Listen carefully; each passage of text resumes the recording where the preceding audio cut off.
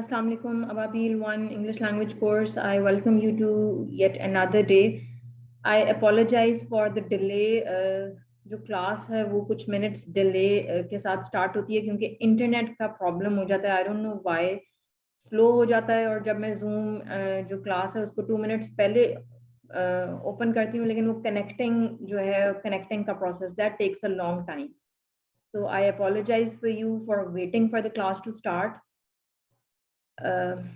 Okay, let's start with the session. Today I'm going to tell you about verbs.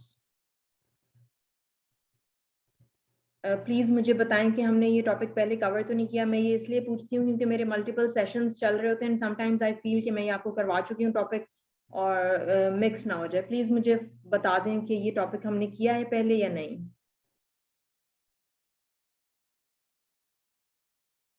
Okay, thank you mister Bilal. So types of verbs जो ये हैं हमने ये आज first time करने. Thank you. तो types of verbs जो हैं जब आप एक सेंटेंस बनाते हैं, हमने डे 1 से ये बात डिस्कस की है कि जब आप एक सेंटेंस बनाते हैं तो उसमें जो आपका सबसे इम्पॉर्टेंट पार्ट होता है वो वर्ब होता है. वर्ब इसलिए इम्पॉर्टेंट होता है क्योंकि वर्ब से हमें पता चलता है कि सब्जेक्ट क्या कर रहा है और वर्ब से ही हमें पता चलता है कि हम कौन सा टेंस यूज करें. टेंस जो है उसकी शक्ल हमेशा वर्ब के साथ पता चलती है. वर्ब में मैं आपको बता चुकी हूँ हमारे पास मेन वर्ब है और हमारे पास ऑक्सिलरी वर्ब है. तो ऑक्सिलरी वर्ब जो कि हेल्पिंग वर्ब होता है और मेन वर्ब जो है वो मैं ऑलरेडी आपको एग्जांपल्स देती रहती हूँ. Play, eat, drink, write, sleep, walk, ये सारे हमारे मेन वर्ब्स होते हैं. This tells you that what tense it is, what kind of a sentence it is और subject जो है वो क्या कर रहा है. So हम देखेंगे regular verbs, irregular verbs, linking verbs, transitive and intransitive. अगर इसके अलावा और कोई verb types हमने करनी होंगी तो वो हम जैसे जैसे सेशन आगे जाएगा we'll cover that. These are some important types that we have to do.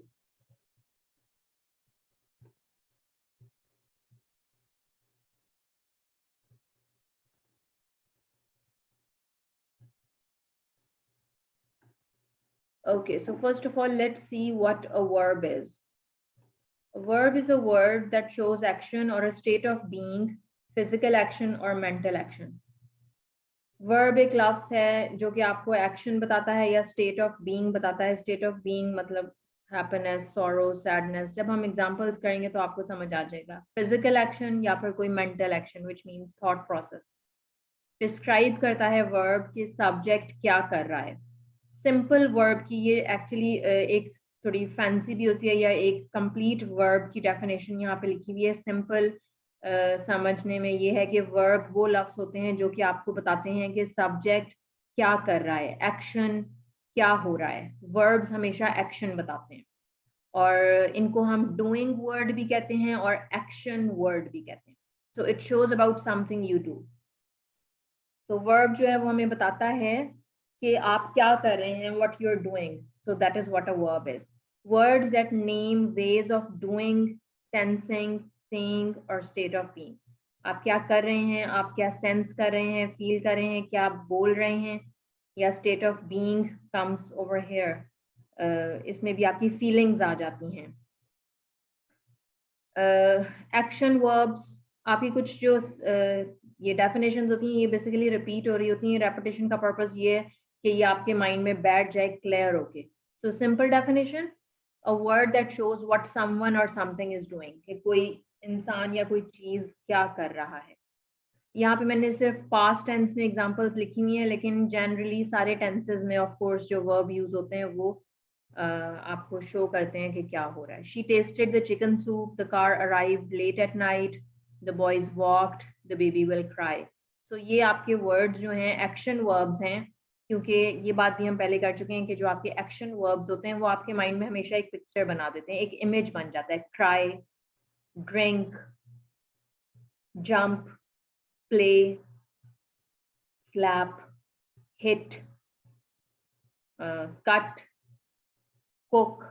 तो ये आपके एक्शन वर्ब्स होते हैं, लाउड होते हैं. एक्शन वर्ब्स जो होते हैं वो एक एक्टिव वर्ड्स होते हैं जो कि फौरन आपके माइंड में पिक्चर बना देते हैं कि क्या हो रहा है. इसलिए इनको एक्शन वर्ब्स कहते हैं। Now let's look at the the types of verbs. Regular. Regular लफ्ज से आपको क्या समझ आता है? रेगुलर का मतलब होता है कि जब एक, फॉर एग्जांपल हम किसी रूटीन की बात करते हैं, अगर आप कहें कि मेरी रूटीन रेगुलर है, रेगुलर का मतलब ये है कि एक जैसा होना। सो जो रेगुलर वर्ब्स होते हैं वो एक जैसे होते हैं, इवन इफ अगर उनकी शक्ल जो है वो फर्स्ट वर्ब फॉर्म से सेकंड में चली जाए या सेकंड से थर्ड में चली जाए। हमें पता है कि वर्ब्स की 3 टाइप्स हैं, 3 फॉर्म्स हैं। फर्स्ट टाइप नहीं, form. First form, second form and third form. Type और चीज है वर्ब की, और फॉर्म जो है वो एक और चीज है। फॉर्म में हमारे पास first, second and third form आ जाती है, और टाइप्स जो है वो बहुत ज्यादा सारी हैं वर्ब्स की जो हम अभी कर रहे हैं। तो रेगुलर वर्ब्स जो हैं वो अपनी शक्ल या अपनी स्टेम होता है रूट, जो उनका फर्स्ट फॉर्म है, जो उनकी असल स्पेलिंग है वर्ब की, वो मॉडिफाई नहीं होती, वो चेंज नहीं होती, चाहे वो स्पेलिंग उसको आप कह दें, उसको आप शेप कह दें, या उसको आप फॉर्म कह दें। When they are कॉन्ज्यूगेटेड। कॉन्ज्यूगेट का सिंपल सादा मतलब ये है जब वो अपनी शक्ल बदलते हैं, जब वो एक फॉर्म ऑफ वर्ब से दूसरे में जाते हैं और दूसरे से तीसरे में जाते हैं, उसको हम कॉन्ज्यूगेट कहते हैं। तो आपने रेगुलर वर्ब्स में क्या करना होता है? आपने रेगुलर वर्ब्स में सिर्फ और सिर्फ उनकी स्पेलिंग में उसके एंड पे डी या ईडी ऐड कर देना होता है। बाकी स्पेलिंग एक ही रहता है, सेम रहता है। इनको हम कहते हैं रेगुलर वर्ब्स। तो हम उनको जब अच्छा जी, जो आपकी फर्स्ट फॉर्म ऑफ वर्ब होती है उसको आप कहते हैं बेस फॉर्म या इन्फिनिटिव। जो आपकी सेकंड फॉर्म ऑफ वर्ब होती है उसको आप कहते हैं सिंपल पास्ट, और जो आपकी थर्ड फॉर्म ऑफ वर्ब होती है उसको आप हमेशा कहते हैं पास्ट पार्टिसिपल। आप ये एग्जांपल्स नीचे देख लें कि इनकी जो पास्ट फॉर्म, जो इनकी पास्ट सिंपल और पास्ट पार्टिसिपल है, वो एक ही है। Accept, accepted, accuse, accused, banish, banished, beg, begged. ये मैंने सिर्फ एक एक दफा लिखा हुआ है, लेकिन यहाँ ऊपर आप देख सकते हैं कि मैंने लिखा हुआ है सिंपल पास्ट, मतलब सेकंड फॉर्म भी एक्सेप्टेड है, और पास्ट पार्टिसिपल मतलब थर्ड फॉर्म भी एक्सेप्टेड है। सो इस वजह से हम इनको रेगुलर वर्ब्स कहते हैं। इरेगुलर वर्ब, लफ्ज इरेगुलर से हमें पता चल रहा है कि यहाँ पे तो कोई मसला है, मतलब इरेगुलरिटी है। मतलब फर्स्ट फॉर्म ऑफ वर्ब जब सेकंड में जाएगी तो उसकी शक्ल चेंज हो जाएगी, और जब सेकंड से थर्ड में जाएगी तो बिल्कुल चेंज हो जाएगी। इरेगुलर वर्ब्स के बारे में ये कहा जाता है कि जब इरेगुलर वर्ब्स चेंज उनमें आता है, एक टेंस से दूसरे टेंस में, एक फॉर्म से दूसरे फॉर्म में और दूसरे फॉर्म से थर्ड फॉर्म में, तो उनकी जो थर्ड फॉर्म ऑफ वर्ब होती है वो बिल्कुल अनरिकग्नाइजेबल होती है। ये आप सेंटेंस यहाँ देख सकते हैं। The changed form of these verbs are often unrecognisably different from the original. Base form से जब वो थर्ड फॉर्म ऑफ वर्ब पे जाता है तो शक्ल इतनी चेंज हो जाती है कि आप पहचान नहीं सकते, अच्छा इसका फर्स्ट फॉर्म ऑफ वर्ब ये है। इसीलिए हमें जो वर्ब्स हैं और ये ग्रामर है, ये इजीली याद नहीं होता, इसको हम माइंड में नहीं रख सकते हैं, क्योंकि इनमें इनके रूल्स और इनके जो स्पेलिंग्स चेंज होते हैं, और फर्स्ट से सेकंड, सेकंड से थर्ड में वर्ब जाता है, तो वो डिफिकल्ट हो जाता है याद करने के लिए, याद रखने के लिए। उसमें सिर्फ ये है कि आप जितनी ज़्यादा प्रैक्टिस करेंगे उतनी ज़्यादा ये आपके माइंड में स्टिक हो जाएगी। Practice is the only secret. रट्टा जो लगता है, क्रैम जो आप करेंगे, क्रैमिंग होती है, CRAM, क्रैम, ये हम रट्टा को कहते हैं इंग्लिश में। क्रैमिंग भी आपको हेल्प नहीं करती, ठीक है, बिकॉज आपने रूल्स फॉलो करने हैं। कहीं जाके आपको कोई एक रूल भूल गया तो आपके लिए डिफिकल्ट हो जाएगा। इसलिए आप इनको प्रैक्टिस से बार बार सेंटेंसेस बनाएं, यूज करें, बोलें, use them in your speaking skills, writing skills, read a lot, क्योंकि आप जितना ज़्यादा रीड करते हैं, ये सारे जो ग्रामर के रूल्स हैं, ये सब चीज़ें आपके सामने, पार्ट्स ऑफ स्पीच और टेंसेस, ये आते रहते हैं। आपका माइंड अनकॉन्शियसली इन सब रूल्स को पिक करता रहता है। तो आज आपको कुछ नहीं आता होगा, 2 डेज बाद आपको कुछ 2 वर्ड्स नए याद हो जाएंगे। नहीं भी याद होंगे तो आपका जो ब्रेन है वो अनकॉन्शियसली सब रूल्स को पिक कर रहा है, वो एब्जॉर्ब कर रहा है। सो ग्रेजुअली कुछ डेज बाद, या कुछ 1 या 2, 1 या 2 मंथ्स के बाद, या फिर 3 मंथ्स के बाद, which is perfectly normal, because English is not our language. So आप टाइम लेते हैं, ये ग्रेजुअली प्रोसेस ग्रेजुअल है, पेशेंस के साथ, हिम्मत के साथ आहिस्ता आहिस्ता प्रैक्टिस करें, लैंग्वेज आपके माइंड में स्टिक हो जाएगी और आप फिर यूज़ करना शुरू कर देंगे। तो ये देखें बेस फॉर्म बी है, सिंपल पास्ट जो है वो वॉज और वर है, और पास्ट पार्टिसिपल बिन। मतलब ये क्या हो रहा है, इतना इसके अंदर डिफरेंस है। अच्छा ये सेकंड जो है ये आई थिंक मैंने यहाँ पे बीट बीट और बीटन, क्योंकि स्पेलिंग इनके सेम है इसलिए ये रेगुलर है, प्रोबेबली बाय मिस्टेक मैंने यहाँ पे लिख दिया। बिकम, बिकेम, बिकम, इसमें भी फर्स्ट और थर्ड फॉर्म जो है वो तो सेम है लेकिन स्पेलिंग चेंज हो गया इसलिए ये इरेगुलर में आ रहा है। Begin, began, begun, so the spelling is completely different. और कुछ इसमें, और मैंने आपको वर्ब्स की लिस्ट आई एम श्योर के भेज दी हैं और मैं दोबारा भेज दूंगी ताकि जिन्होंने नहीं देखी हैं वो उनको सेव कर लें अपने मोबाइल या कंप्यूटर में, and then just open them and start using them. Next is linking verbs. Linking का क्या मतलब होता है? लिंकिंग का मतलब होता है ज्वाइन करना, जोड़ना, लिंक करना। आपको मैं एक लिंक भेजती हूँ अबाबील क्लास का, उस लिंक पे आप क्लिक करते हैं तो फिर हम सारे मिलके अबाबील क्लास के साथ लिंक हो जाते हैं और हम क्लास अटेंड करते हैं। What is linking verb? Verbs जो हैं वो किसी चीज को लिंक करते हैं एक सेंटेंस में। किसको लिंक करते हैं? वो लिंक करते हैं सब्जेक्ट को सब्जेक्ट कॉम्प्लीमेंट के साथ। अभी आपको अगले 1-2 मिनट के अंदर पता चल जाएगा कि सब्जेक्ट कॉम्प्लीमेंट क्या होता है। जो सब्जेक्ट है वो सब्जेक्ट कॉम्प्लीमेंट के साथ लिंक होता है वर्ब की मदद से। सब्जेक्ट कॉम्प्लीमेंट आइडेंटिफाइज और डिस्क्राइब्स द सब्जेक्ट। कॉम्प्लीमेंट का क्या मतलब होता है? कॉम्प्लीमेंट का सिंपल मतलब होता है तारीफ करना। अगर मैं आपको कॉम्प्लीमेंट दूं कि wow all of you are doing your assignments on time and you are submitting it in the main Ababil group, you are all active and intelligent students and I'm happy that you are improving your English language, ये आपके लिए एक complement है, ये आपके लिए एक तारीफ है। तो सब्जेक्ट के लिए सब्जेक्ट कॉम्प्लीमेंट का मतलब ये है कि कॉम्प्लीमेंट दिया जा रहा है, सब्जेक्ट के बारे में कोई इंफॉर्मेशन दी जा रही है। उसको कैसी इंफॉर्मेशन? जिससे या तो हम सब्जेक्ट को आइडेंटिफाई कर लेते हैं या हम सब्जेक्ट की तारीफ सुनते हैं उस कॉम्प्लीमेंट के अंदर। लिंकिंग वर्ब्स जो हैं वो एक्शन एक्सप्रेस नहीं करते। कुछ लिंकिंग वर्ब्स ऐसे हैं कि जब वो आप सेंटेंस में देखते हैं तो आपके माइंड में एक पिक्चर बनती है, कुछ linking verbs. Otherwise linking verbs जो होते हैं उनसे आपको वो सिर्फ कनेक्शन के लिए होते हैं, वो वर्ब सब्जेक्ट और सब्जेक्ट कॉम्प्लीमेंट को कनेक्ट करते हैं लेकिन वो स्ट्रॉन्ग वर्ब्स नहीं होते। They connect subject of the verb to additional information about the subject. तो subject complement को आप क्या कह सकते हैं? Subject complement को आप additional information कहते हैं कि वो subject के बारे में कोई मजीद आपको information दे रहा है और उसको join किया जा रहा है। मतलब अब हमें समझ आता है कि जो subject है और उसके बारे में जो कोई information दी गई है उसको verb की मदद से आपस में join किया जाता है, और वो verb कौन सा होता है? वो होता है linking verb।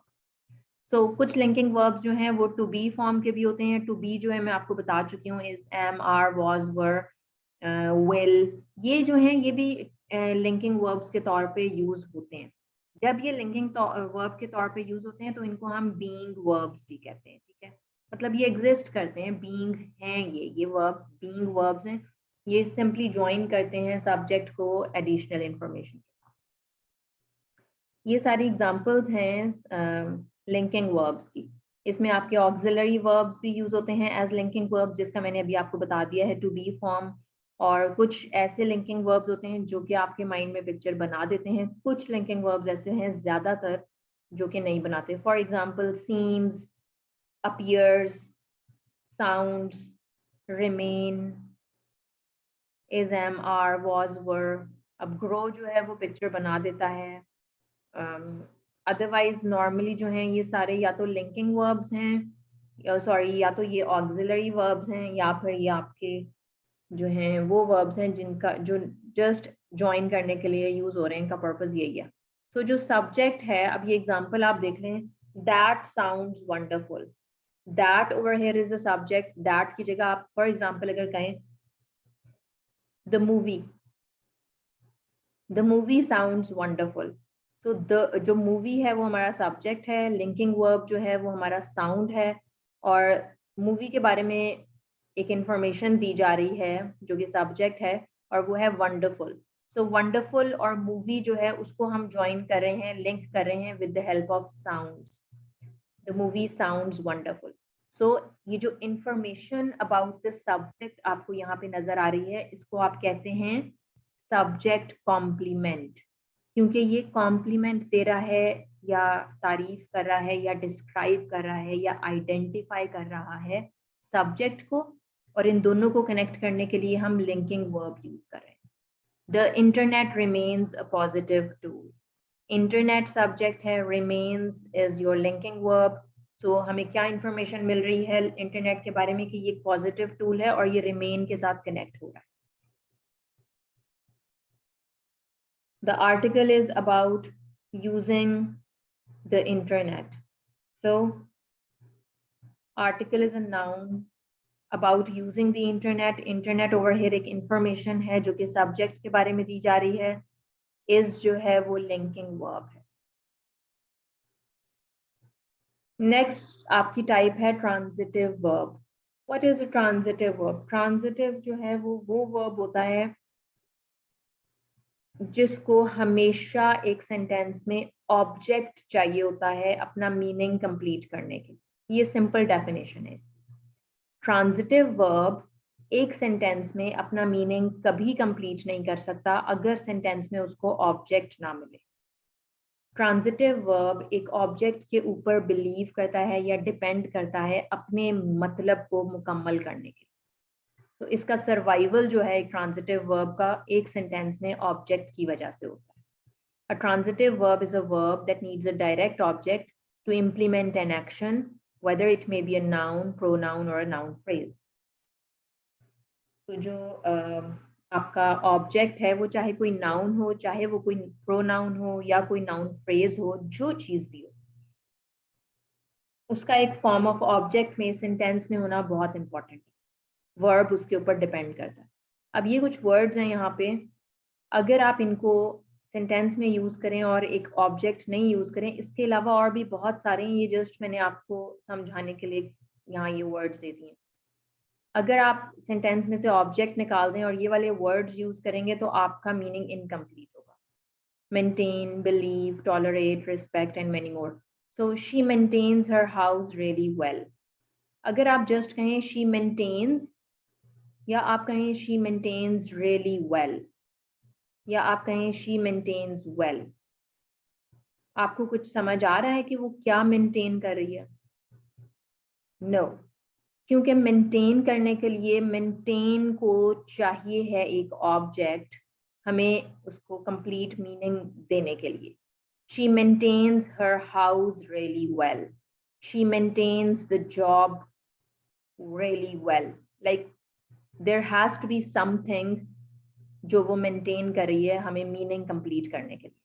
So house over here is the object जिसके ऊपर मेंटेन डिपेंड कर रहा है अपना मीनिंग कंप्लीट करने के। She tolerated her friends attitude. She tolerated or she tolerates every day. Like what does she tolerate? We need to have something जिसके ऊपर उसका मीनिंग कंप्लीट होगा। So she tolerates her attitude or she tolerates her friend's attitude. So attitude over here is the object जो वो tolerate कर रही है और फिर हमें meaning समझ आए। तो transitive verb जो है वो चाहता है कि उसे एक object दिया जाए, चाहे वो form of noun हो, pronoun हो, ताकि वो अपना meaning complete कर सके। Transitive verbs जो हैं ट्रांजिशन करते हैं अपने मतलब को एक ऑब्जेक्ट के ऊपर। ट्रांजिशन का क्या मतलब होता है? ट्रांजिशन, ट्रांजिटर्स होते हैं, ट्रांजिट करते हैं। ट्रांजिट होता है ना, आपने ट्रांजिट को पास करके आगे जाना है। ट्रांजिट को अगर हम सिंपल वर्ड में देखें तो एक कनेक्टर है, आई थिंक कनेक्ट करता है। पैसेज है एक जगह से दूसरी जगह जाने के लिए। एयरपोर्ट्स पे ट्रांजिट होता है I think, if I am not wrong. तो ट्रांजिटिव वर्ब जो है वो अपना मीनिंग कंप्लीट करता है जब वो अपना जो मतलब है, अपना जो मकसद है वो ऑब्जेक्ट के ऊपर ट्रांजिट कर देता है, उसके ऊपर डाल देता है, उसके थ्रू वो गुजर के अपना मीनिंग कंप्लीट करता है। It completes the meaning of the sentence by indicating the person or thing that receives the action. ये वही एक ही बात है जिसको डिफरेंट डेफिनेशंस में लिखा हुआ है कि वो अपना मीनिंग कंप्लीट करता है ये शो करके या इंडिकेट करके कि किसने उसका जो एक्शन है वो रिसीव किया है। यहाँ पे हाउस ने जो है वो वर्ब का एक्शन रिसीव किया है और एटीट्यूड ने जो है वो टॉलरेट को रिसीव किया है सेंटेंस का मीनिंग कंप्लीट करने के लिए। ट्रांजिटिव वर्ब की एग्जांपल्स हैं Maya sent candy from Switzerland. If I say Maya sent or Maya sends or Maya will send. What is it that she is sending? I need to know. और हम कहें Maya sent from Switzerland, उसने Switzerland से भेजा। क्या भेजा? कुछ होना चाहिए। So candy over here is the object. My mother took me to the zoo last week. My mother took last week. What did she take? So she took me. Me over here is the object. Mark passed Joseph his cigarette. Mark actually cigarette hai yahan pe. Mark passed a cigarette, right? So Mark passed. What did he pass? This is so annoying. मुझे irritation हो रही है. मुझे यहाँ पे एक object चाहिए ताकि मुझे पता चले कि pass क्या किया गया है. So this is what transitive verb is. Transitive का opposite है intransitive.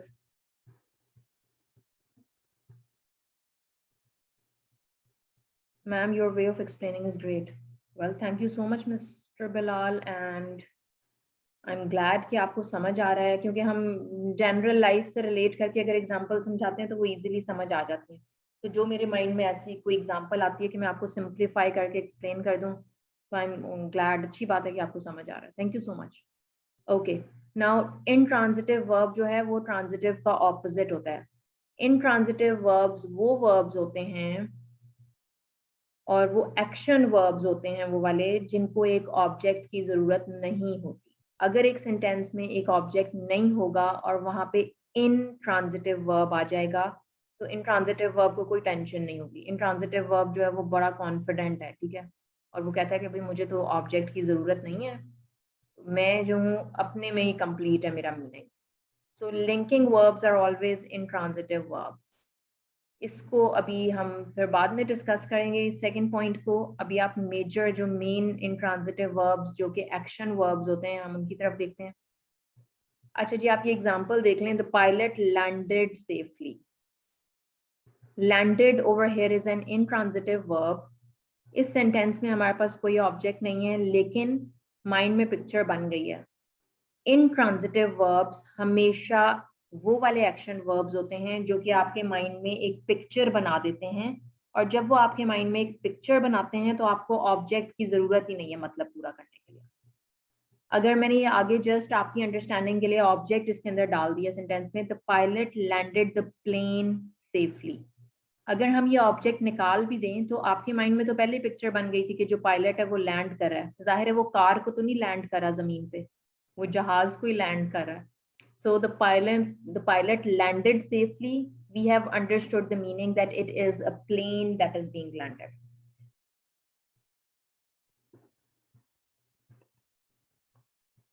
ये आपकी एग्जांपल्स हैं, अभी आगे मैं और इसको एक्सप्लेन करूंगी, आपको समझ आ जाएगा। Act, adapt, dance. The girls were dancing. अब डांसिंग के साथ आपको कोई ऑब्जेक्ट नहीं चाहिए क्योंकि dance itself is giving you a complete meaning. The child or the old woman collapsed on the floor. अब collapse का क्या मतलब होता है? ऐसे गिर जाना नीचे। तो collapse का मतलब हमें अगर आता है तो हमें एकदम से पता चल जाएगा कि कोई खड़ा है और खड़े खड़े वो एकदम से जो है ना नीचे गिर गया, ठीक है। सो इसको कोई ऑब्जेक्ट की जरूरत नहीं। The boy relaxed on the chair. On the chair जो है यहाँ पे कोई ऑब्जेक्ट नहीं है, ये एक प्रपोजिशनल फ्रेज है जो कि ऑन से आगे ऑनवर्ड स्टार्ट हो रहा है, ठीक है। इसकी मैं आपको और एग्जांपल्स आगे दे देती हूँ। For example the baby crawled. Crawl होता है ना जमीन पे ऐसे चलना या रेंगना। अगर हम कहें द बेबी क्रॉल्ड तो आपको फॉरन माइंड में एक पिक्चर बन जाएगी कि क्रॉल जो है वो इटसेल्फ एक कंप्लीट मीनिंग है, इसलिए ये इंट्रांजिटिव है। अब हम कभी ये नहीं कहेंगे the baby crawled on the wall, दीवार पे तो नहीं बेबी ने क्रॉल करना, उसने जमीन पे करना है। तो अगर आप सिर्फ ये भी कह दें द बेबी क्रॉल्ड, मीनिंग हमारा कंप्लीट हो गया। The children danced, so we understand dance से एक पिक्चर माइंड में बन गई। द वॉल्केनो इरप्टेड, जो आतिश फशा है वो फट गया। इरप्टेड का मतलब, इरप्ट का मतलब होता है फटना। So erupted itself is giving you a complete meaning. The books disappeared, अभी गायब हो गई सारी बुक्स।